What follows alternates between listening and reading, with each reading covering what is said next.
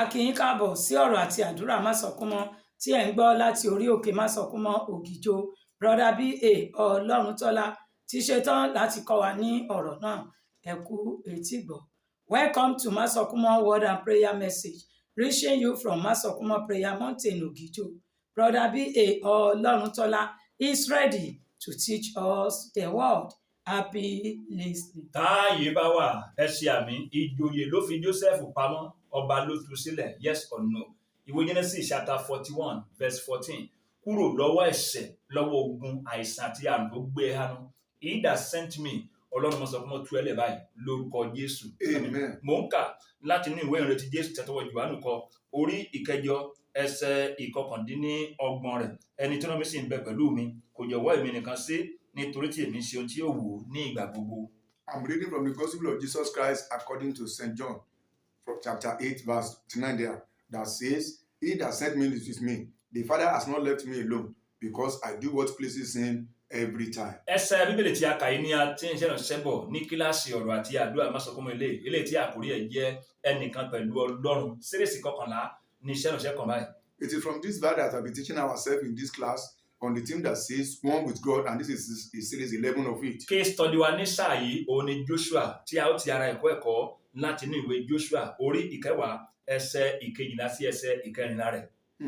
Now our case study here is Joshua, and we're going to learn from it from the Joshua chapter 10 there, from verse 12 to 14. Nǹkan kànlá tí ó máa ṣẹlẹ̀ sí ẹni tí ó wà pẹ̀lú Ọlọ́run, ẹni tí Ọlọ́run wà pẹ̀lú ẹ̀ gẹ́gẹ́ bí ẹni táwọn ọkọ̀ tí kọ́ ni He that sent me, Ọlọ́run Másọkúnmọ́, Ọlọ́run 17, 18, 19 bó ṣe rán mi ni pé ọ̀run àti ohun tó ń bẹ ní ọ̀run máa ṣiṣẹ́ fún onítọ̀hún. Now the 11th thing that God has sent me, He that has come in and sent me, that will happen to someone that is with God and God is with that fellow, is that heaven and all this within will work for that fellow. Ìwé Aláwọ̀ yìí sọ pé ohun tá ò mọ̀ la ò mọ̀, kò sẹ́ni tí ò mọ̀ pé ẹni tí ń sin gbà ò lówó lọ́wọ́. Ìmí àyíká èèyàn pé kójú ẹ̀ ò má tó ọ̀run o. Gbogbo ẹni tí ẹ bá ti wà pẹ̀lú Ọlọ́run, tí Ọlọ́run wà pẹ̀lú ẹ̀, nínú ohun tí ò lè ṣaláì ṣẹlẹ̀ sí ni pé ọ̀run pẹ̀lú ohun tí Ọlọ́run dá tó ń bẹ ní ọ̀run, ó máa ṣiṣẹ́ pọ̀ sí fún onítọ̀hún. There's no one. This one is what we know. And we know that in as someone is with God and God is with that fellow, heaven and all the things within there will work for that fellow, even for good. Gbogbo èèyàn tí ó mọ̀ pé Ọlọ́run wà ni wọ́n mọ̀ pé ẹni tó dákú tí kò nípa tó jẹ́ ẹni tó mọ ìparí ṣáájú bẹ̀rẹ̀ kì í ṣiṣẹ́ tiẹ̀ láàbọ̀. Ohun tí Ọlọ́run ò ní parí kò ní yàrá bẹ̀rẹ̀. Òun náà rèé o, Joshua nínú àwọn tó yé tó dẹ̀ mọ̀ pé Ọlọ́run Ísírẹ́lì kì í ṣe Ọlọ́run aláṣetì aláṣeyẹ láàbọ̀. Ọlọ́run àṣepé ni ó gbé ìgbésẹ̀. Now, you hear that here, everybody know that those that believe that there is God, and that God that will not even start what he cannot finish. He is one that will start and will finish the job. Here you can discover and you know that Joshua here, that he know who God is, and he took a very good step. Mo ka Bíbélì mi ní chapter 1 verse 6 ìwé Fílípì. Olóhùn kan yìí ṣàdámi lójú pé ẹni tó bẹ̀rẹ̀ iṣẹ́ irin yóò ṣe àṣepé ẹ̀ títí yóò fi di ọjọ́ ìṣòro wa. Psalm 130 verse 8 ó ní Olúwa yóò ṣe ohun tí ṣe tèmi ní àṣepé. Nígbà tọ́lọ́run jẹ́ Ọlọ́run tí kì í ṣe tiẹ̀ láàbọ̀, Joshua lára àwọn èèyàn tó mọ̀ pé irú Ọlọ́run tí à ń sìn rèé ló jẹ́ kó gbójú sókè pé òṣùpá àti òrùn yìí gbọ́dọ̀ gbọ́ ọ̀rọ̀, òun gbọ́dọ̀ bá wọn sọ̀rọ̀ kí ìṣẹ́gun àwọn kó lè rí bó ti yẹ kó rí lórí àwọn Ámórì. Now you can see here that this Joshua, knowing that who God is and know that he used to hear his people, so he has to command the heaven, even and the stars, that they should work for him, that he started until they have even victory over the Amorites. Pé bílẹ̀ bá lè ṣú pẹ̀lú ogun láàrin àwọn Joshua Israẹli yìí pẹ̀lú àwọn Ámórì yìí, ó sì ti kí ìṣẹ́gun tí àwọn ní kó má jẹ́ ìṣẹ́gun àṣepé kó jẹ́ ìṣẹ́gun àbọ̀. Ló ṣe pé kí ló kàn iyẹ̀ sí láti bá ọjọ́ sọ̀rọ̀. Oòrùn àti òṣùpá ni Joshua bá sọ̀rọ̀, ó dẹ̀ gbọ́ ọ̀run àtọ́ tó ń bẹ ní ọ̀run tó bá jẹ́ pé Ọlọ́run wà pẹ̀lú ẹ̀ tó wà pẹ̀lú ọ̀run wà kàn rí pé wọ́n ṣiṣẹ́ fún rere yẹn. Now you can see here, Joshua do very well. That in and saw that if there will be darkness, then that their victory might not be total. And that is why he just took that bold step and commanded and said, use heaven. And these stars, you have to stand like that until they have or they achieve even their victory over the Amorites. So if you are with God and God is with you, then heaven and what is there will work for you. Ó ní kí òòrùn dúró jẹ́ lórí Gíbíónì, ó ní kí òṣùpá dúró láì fún ajá lónìí. Bó dẹ̀ ṣe wí bẹ́ẹ̀ ló ṣe rí nígbà tó Joshua wò pé Olúwa nílẹ̀ bá lè ṣú àní ṣẹ́gun yìí tán a sì gbọ́dọ̀ ọ̀run wọn tútú kí ṣẹ́gun jẹ́ tiwa o. Gbogbo ẹni tọ́nà bá ti wà pẹ̀lú ẹ̀ nínú àǹfààní ẹ̀ rí o pé ọ̀run àtọ́n tí Ọlọ́run dá tó ń bẹ ní ọ̀run wọ́n máa wà ní sáìdì tiẹ̀ láti favour ẹ̀. Now, knowing fully well that the only thing that can work for them is for that move even to stand at the mount of Gibeah, and even also the sun even to stand at the other place, and because so that they be able to achieve their victory. If it is not like that, they will not be able to achieve their victory. So if you are with God and God is with you, then heaven and those things within will hearken unto him. English àmì sọ pé life become enjoyable when God is in it. Ayé táwa yìí ó máa mú wùyàn gbé téèyàn bá ní àtìlẹ́yìn Ọlọ́run tọ́lọ́run wà pẹ̀lú yẹn tíyàn tọ́lọ́run bá dá sí tó lọ́wọ́ lọ́rọ̀ olú ẹ̀ ní o. Àmọ́ tí ìbá ṣe bẹ́ẹ̀ afẹ́súnigbé o, ẹ wo Joshua ènìyàn tó pàṣẹ àṣẹ tó dẹ̀ pa lẹ́sẹ̀kẹsẹ̀ ló fìdí múlẹ̀, òòrùn dúró, òṣùpá dúró, ìjà continue títí wọ́n fi ṣẹ́gun àwọn Amórì ọ̀tá wọn. Now you can see Joshua knew very well the type of God he served. He has to know that's the best option. And despite the fact that he's a human being, he commanded the sun and the moon, and they stood like that until they achieved their victory over the Amorites. Yàtọ̀ sí ti Joshua yìí, àwọn tí ohun tí ó ń bẹ lọ́run tọ́lọ́run dá àti ọ̀run tó iṣẹ́ pọ̀ fún wọn, wọ́n pọ̀ ní Bible nítorí nǹkan méjì pa Síríà náà ni tá a fi rán mi ní sáà yìí ni pé èmi ẹ̀yin àwa ká yẹra wa wò ṣé Ọlọ́run wà pẹ̀lú wa, ṣé àwa pẹ̀lú Ọlọ́run tó bá jẹ́ pé yẹ́sì ní dáhùn yẹn àbùṣebùṣe. There are some people apart from this Joshua that even the heavens and also that within even work for in the Bible. They are very numerous there. The same thing applicable to us. You and I that are listening to us now, that if you are with God, we need to examine ourselves. We are with God and God is with you. Then heaven and what God has created within there, we are keen unto him. Ọ̀kẹ́ mẹ́sàn-án lé ẹgbẹ̀ẹ́dọ́gbọ̀n àwọn ọmọ ogun Sinakerubu tó jẹ́ pé áńgẹ́lì kan ló wọ ibùdó wọn níbi tí wọ́n kójọpọ̀ sí tó jẹ́ pé lóru mọ́jú láńgẹ́lì pa 185,000 soldiers ní ogun Sinakerubu. Kí làbájáde ẹ̀? Hezekiah ọba nígbà tó rí pé ogun Sinakerubu ti dé ó rẹ̀ pé Ọlọ́run àmì nìyẹn pé Ọlọ́run wà pẹ̀lú ẹ̀, ó wà pẹ̀lú Ọlọ́run. Àwọn tí Ọlọ́run dá tó ń bẹ lọ́run nínú wọn ni áńgẹ́lì, wọ́n dẹ̀ ṣiṣẹ́ láti gbé àwọn Hezekiah, àwọn tí Ọlọ́run Ísírẹ́lì wọ́n dẹ̀ ṣẹ́gun wọ́n run 185,000 nínú àwọn tó yẹ pé ti Sinakerubu. Now you can see that you can see here that Sennacherib, when he brought war against Hezekiah knew that there's nothing they can do. He called upon God, knowing fully well that he's with God and God was with him. So he has to call upon God. And could you believe that 185,000 were destroyed in the army of Sennacherib? Why? Because God was with him. Lẹ́yìn àdúrà ìjọ nínú iṣẹ́ àpọ́stélì orí 12 sí Ọlọ́run, Pétérù tó wà ní túbú nínú ohun tó ń bẹ ní ọ̀run tí Ọlọ́run dá ní áńgẹ́lì, ìṣètayé celestial being, angel ni ọ, ẹ̀yin tẹ́ lọ ẹ̀yin jẹ́jẹ́ scholar ni áńgẹ́lì ni Ọlọ́run lò tó wọ túbú lọ pé ìwọ́n tiẹ̀ let's go tó mú Pétérù jáde ojú ẹ̀ padà là tọ́lọ́run bá wà pẹ̀lú yàn ọ̀run pẹ̀lú ohun tó ń bẹ ní ọ̀run sáìdì ẹ̀ náà máa wà. Now, Acts of the Apostles chapter 12, you can see after the prayer of the saint that God has to send an angel even from heaven to deliver Peter even from prison that he was there. He sent the angel and he came down and woke up Peter. It was after he has been delivered that he now opened his eyes and saw that of a truth this is God. Lẹ́yìn tí wọ́n fi Daniel sí òkè nìhun níṣe ni Ọlọ́run tó dá Pétérù kò nípa ló padà jẹ́wọ́ ara ẹ̀ o. Daniel chapter 6 ó dẹ̀ rán áńgẹ́lì láti dí kìnìún lẹ́nu àbẹ́ẹ̀ rí tí Ọlọ́run ṣe.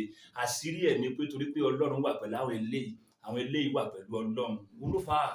Now you can see when Daniel, according to Daniel chapter 6, has been put into lions den, to the extent that God has been there and shut the lion's mouth, to the extent that he can be able to do even with Daniel. It is also why, because Daniel was with God and God was with him, and you can see that he has not to him. Áńgẹ́lì nínú tí Ọlọ́run dá tó ń bẹ lọ́run ni Ọlọ́run lò láti fi tọ́jú Joseph pé yá dédé bí ọmọ wọ́n yẹn máa gbé sálọ àti Màríà ìyá ẹ̀ o torí pé ọba ayé ó ń bá ọba ọ̀run ṣorogún, ọba Judea ó ń bá ọba àwọn Júù ó ń bá ṣorogún, Hẹ́rọ́dù nìyẹn ó ń wá ẹ̀mí Jésù, ó yá gbé sálọ. Áńgẹ́lì ni Ọlọ́run lò láti dó sí sáìdì Joseph kí Jésù olúbalẹ̀ bọ́lọ́wọ́ ikú nígbà náà.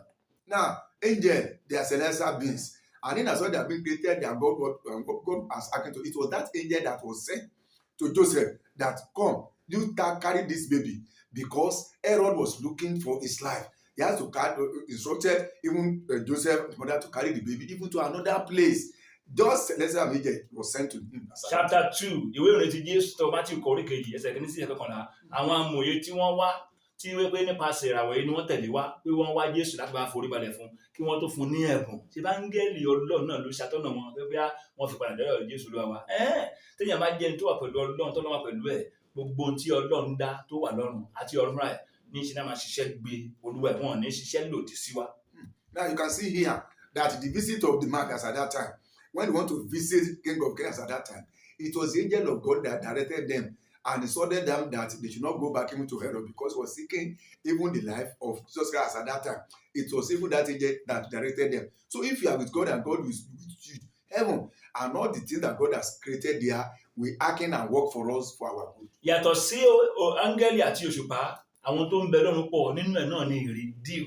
Nígbà tí Gídíónì ń béèrè pé Ọlọ́run ṣé lóòótọ́ ló máa tọwọ́ mi gba àwọn Ísírẹ́lì àṣà, kábíyèsí Ọlọ́run nígbà tí chapter 6 nìyẹn o. Ó ní kí ìrì kó sẹ̀ sórí àwọn kó má délẹ̀, ìrì kó tún sẹ̀ sílẹ̀ kó má délẹ̀ wọ́n. Ó dẹ̀ rí bẹ́ẹ̀. Níṣe ló ṣiṣẹ́ láti jẹ́ kó mọ̀ pé ní sáìdì tí Ọlọ́run ló wà, ìṣẹ́gun ní tiẹ̀ o. Gbogbo ohun tọ́lọ́run dá tó wà lókè àti ọ̀run fúnra ẹ̀ náà máa ṣiṣẹ́ láti gbé wa. When God called Gideon, he was designed to know. And what of the things the time God used and God created there among them is dew. And that is why he said as at that time, if of a truth that you will deliver Israel from my hand, then let the dew fall. I will not touch the ground and even be on that man. And it was so. And the other one also not to be on the ground and not on the mat. And it was so. So that thing came unto him. Why? Because he was with God and God was with him. Mo ka Bíbélì mi ìwé ọba kìíní chapter 17, 1 Kings chapter 17. Ẹyẹ ìwò ó dẹ̀ ń gbé oúnjẹ wá fún Èlíjà. Ní ìsọpá ẹyẹ ìwò olódù ọba ò sára ẹyẹ ìwò ó ń gbé oúnjẹ wá fún wòlíì Èlíjà. Ibo tó ń bẹ lókèrè yẹ àbẹ̀wọ̀n tó sàlẹ̀ ni àwọn tó lọ ń dá ní kábíyèsí Ọlọ́run. Ìyẹn ni wọ́n kọ́ òjò tún gbọ́ ti Èlíjà. Òjò má rọ̀ mọ́ èèyàn pẹ̀lú iṣẹ́ ọwọ́ Ọlọ́run. Bí ọmọdé ò bá ní tó wà gbẹ́kẹ̀lé kò ní sọ pé níwòyí ọ̀la mo ti dójú ogun. Ó ní tí ó jẹ́ kó ń ṣàtìlẹ́yìn fún àwọn ilé kí látìlẹ́yìn náà ni pé Ọlọ́run tó dákú tí kò nípa inú àti nípa ẹ̀ tó bọ́ wà pẹ̀lú Ọlọ́run wà pẹ̀lú ẹ̀ ni wọ́n ṣe lè ṣe bẹ́ẹ̀ tó dẹ̀ mú yes. That's why you can see it is God that can only do that one. He sent rain in bed to go and feed even that Lazarus at that time, to the extent that he used the bed that he even brought the food from him and he will eat again and coming back to do anything. Who can do that?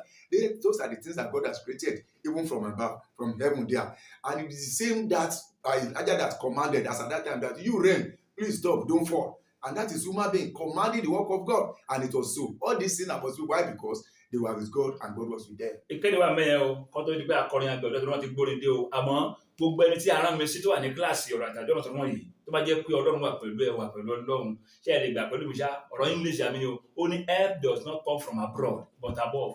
Tó bá jẹ́ pé yes or no yes lẹ́mú tí a jẹ́ pé ọ̀dá ìrànlọ́wọ́ látòkè wá ọ̀dá o látòkè wá tẹ́ pé tọ́run bá ti ṣètò báyìí ó máa kùnà ayé bí kò lè dá ẹ nítorí pé nínú tí Ọlọ́run máa lò náà ni àwọn tó ń bẹ lókè yá àti ọ̀run àwa bá ayé sọ̀rọ̀ ayé agbègbèsẹ́ o wọ́n ti gbé onídé àti ẹgbẹ́ rẹ̀. And that is why that when you see and you are in this heaven and that those that are listening to this message now, that is very possible that in as much as you believe on that God and you believe that he can do it, that is why they say that help come from above, even not from abroad. So that all those things that you cannot but need, that in as much that God has commanded it, it will command those people that want to help you, and that is why they will manifested in your life. Ìkéde tó wà mẹ́rin ká gbọ́ náà. Ẹ tẹ́tí sí kéde pàtàkì yìí, Christ Matthias Bible College and Seminary pé gbogbo ẹ̀yin ní ìpè Ọlọ́run tó fẹ́ yege nínú iṣẹ́ tí Ọlọ́run pè yín sí lójú Ọlọ́run àti lọ́dọ̀ ènìyàn àti ẹ̀yin tó fẹ́ ní ìmọ̀ ọ̀rọ̀ Ọlọ́run sí fún ìgbé ayé tó wu Ọlọ́run fún ara yín àti fún ẹbí yín láti máa bọ̀ wá gba fọ́ọ̀mù ìgbaniwọlé fún sáà ìgbẹ̀kọ̀ tuntun full time class wà part time class wà distance learning wà àti Nicodemus class èdè òyìnbó àti èdè Yorùbá la fi ń kọ́ni 2,000 naira lówó fọ́ọ̀mù ìgbaniwọlé Christ Matthias Bible College and Seminary main campus wà ní number 10B Masokumo Street Mainland Estate phase 2 Ògìjò ìpínlẹ̀ Ògùn a ní study center káàkiri fún àlàyé lẹ́kùnrẹ́rẹ́ ẹ pè registrar báyìí Pastor Akínsọ́lá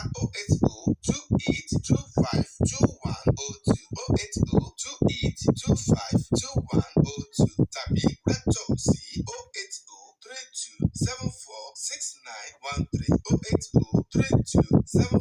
08032746913 July 7th 1997 láti bẹ̀rẹ̀ build the workers build the church. Bàbá sọ mí dà pàṣẹ o, bàbá sọ mí dà pàṣẹ, bàbá sọ mí dà pàṣẹ o, bàbá sọ mí dà pàṣẹ, sọ mí dà pàṣẹ, sọ mí dà pàṣẹ, sọ mí dà pàṣẹ. Ìbáwọ̀ ẹ̀jẹ̀ apárí orúkọ Jésù kábàá gbọ́. Orúkọ Jésù. Gbogbo tí Ọlọ́run dá pátá. Gbogbo tí Ọlọ́run dá pátá.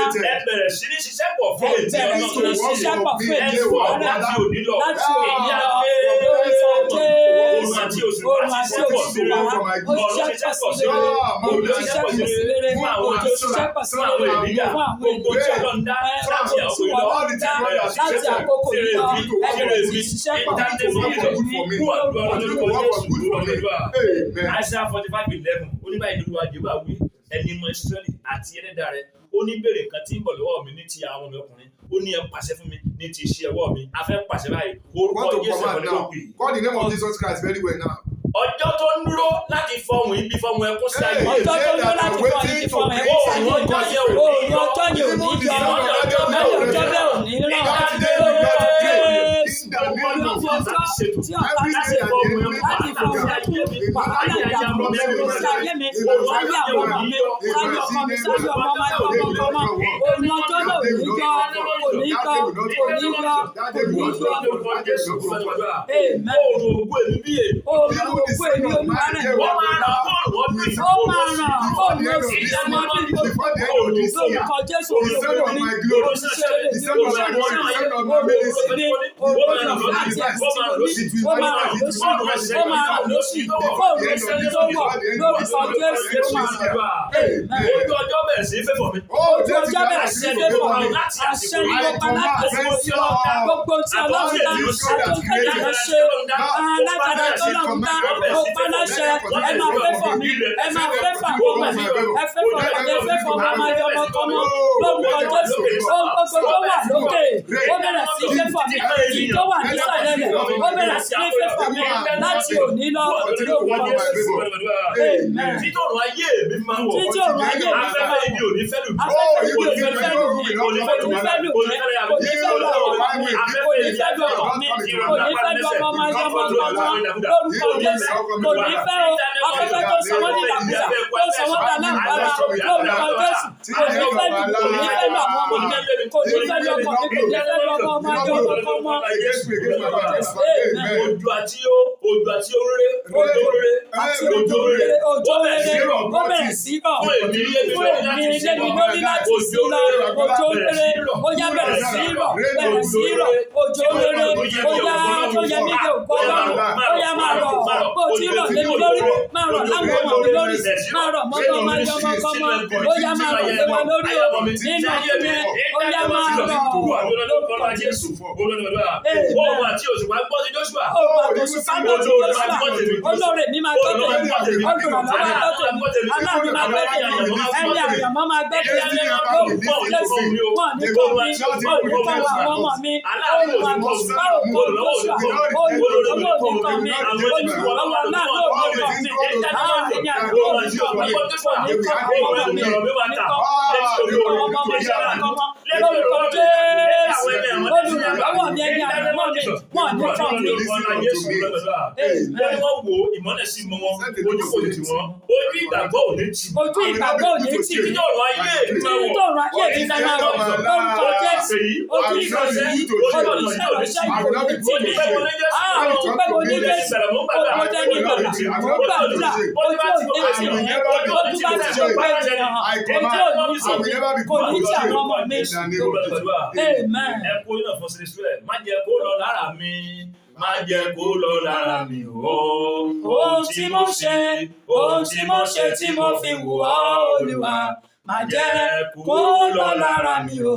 Ẹ̀ẹ́dẹ̀ mo bẹ̀. Ogun ẹ̀mí tàbí fún Bálámù. Bálámù gbé ta fún kọ́kọ́. Ogun ẹ̀mí tàbí fún Júdásì o. Júdásì fi tiẹ̀ gbókun so. Ogun ẹ̀mí tàbí fún Géyásì o. Géyásì fi fẹ̀ tẹ́ mọ́ra. Ohun tí mo ṣe tí mo fi wù ọ́ Olúwa. Má jẹ́ kó lọ lára mi o. Ẹ̀ẹ́dẹ̀ mo bẹ̀.